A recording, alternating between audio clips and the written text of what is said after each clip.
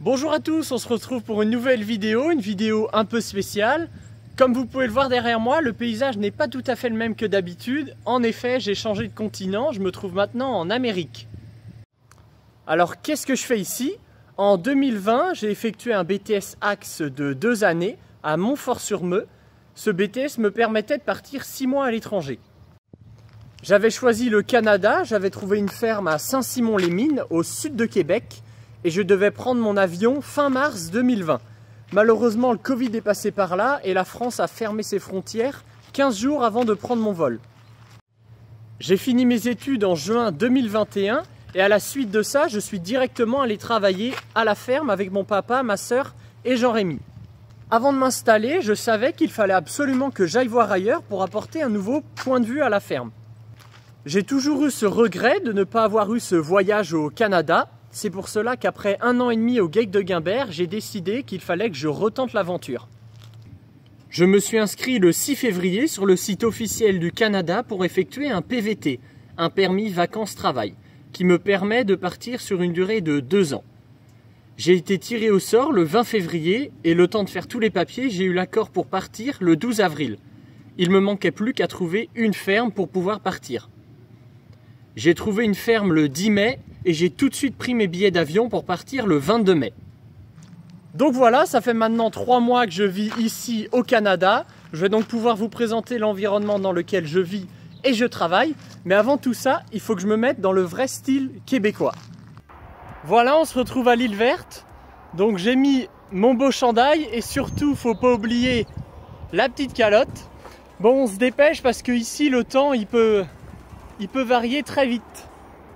Donc je vais vous faire découvrir l'île verte.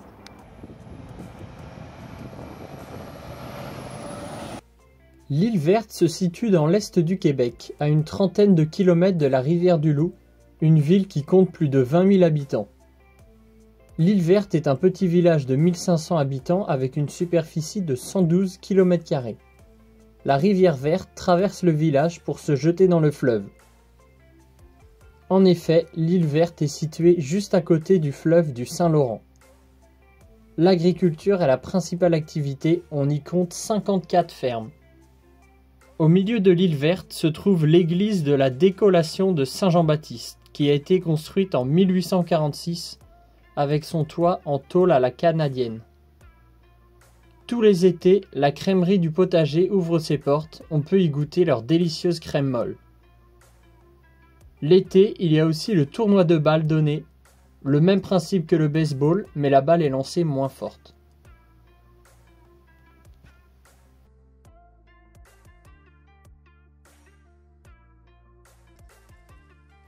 Il y a aussi plusieurs restaurants, des commerces et même une banque. Voilà une petite présentation de l'île verte. Maintenant, je vais aller vous faire découvrir l'exploitation dans laquelle je travaille. On y va!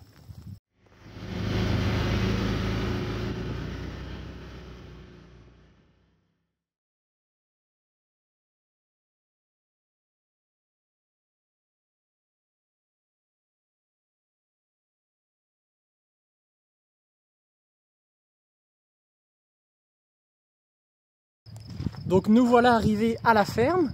Donc ici c'est la ferme Bélanger, une ferme familiale. C'est Bruno Bélanger qui tient cette ferme aujourd'hui. Ça a toujours été une ferme familiale. Avant c'était Jean-Pierre, son père, qui tenait la ferme. Et Bruno est venu sur la ferme en 1993. Donc ils sont 4 personnes à travailler ici. Il y a donc Bruno, le gérant, Jimmy son fils, Camélia sa fille et Steven. Ici, l'atelier principal est le lait, avec 100 vaches laitières à la traite pour un quota de 100 kg. Pour vous parler un peu plus des quotas, ici le Canada, c'est le seul pays au monde à encore utiliser les quotas laitiers. En France, les quotas, ils avaient été mis en place en 1984 et ils ont été abolis en avril 2015. Donc ça fait maintenant 8 ans qu'en France, nous n'avons plus de quotas. En Australie, eux, les quotas, ils ont été terminés dans les années 2000 et en Suisse, ça a été fini dans les années 2006. Donc comme je vous le disais, ici l'atelier principal c'est le lait, mais ils font aussi des cultures de vente comme le blé et l'avoine. La ferme cultive 1000 acres, ça représente un petit peu plus de 400 hectares. Ils cultivent de l'herbe, du maïs, du blé et de l'avoine. L'herbe sert à faire de l'ensilage et du foin, tout pour le bétail. Le maïs, lui, sert à l'ensilage et aussi au maïs grain. Et puis ensuite, le blé, lui, est vendu et l'avoine aussi. Donc pour les rotations de culture, autour de la ferme, ce sont des parcelles plutôt argileuses. Donc on y cultive du maïs et des pommes de terre. Les pommes de terre sont cultivées par un agriculteur pas très loin. Et le maïs, lui, est destiné à l'ensilage pour les vaches laitières et le surplus est fait en grains. Donc la rotation, c'est 3 ans de maïs et 2 ans de patates. Et plus bas, par derrière moi, là-bas, ils y cultivent de l'herbe. Donc ils font 3 ans d'herbe et après, soit ils mettent en avoine ou en blé 2 ans. Donc l'herbe est destinée à l'ensilage et au foin pour le bétail de la ferme. Et le blé et l'avoine, les grains sont vendus et le restant de paille est gardé pour la ferme. Bon bah voilà, fin de la vidéo. Donc j'espère que cette petite présentation vous aura plu. Je vous invite à mettre un petit pouce bleu à la vidéo et si vous voulez, vous pouvez aussi mettre un commentaire juste en dessous de la vidéo. Et puis bah voilà, c'est la première vidéo face cam que je fais, donc j'espère que ça vous a plu. Je me suis filmé de la semaine du 21 août au 27 août, donc c'était la semaine dernière au moment où je parle. Cette vidéo normalement sortira mercredi matin. Et puis donc voilà, donc je vais essayer de sortir une vidéo dimanche, une vidéo de mon résumé de la semaine. Donc voilà, donc cette semaine-là on a fait de l'ensilage un peu, du foin, donc je vous montrerai ça. Donc voilà, je vous dis bonne journée et puis bah à dimanche.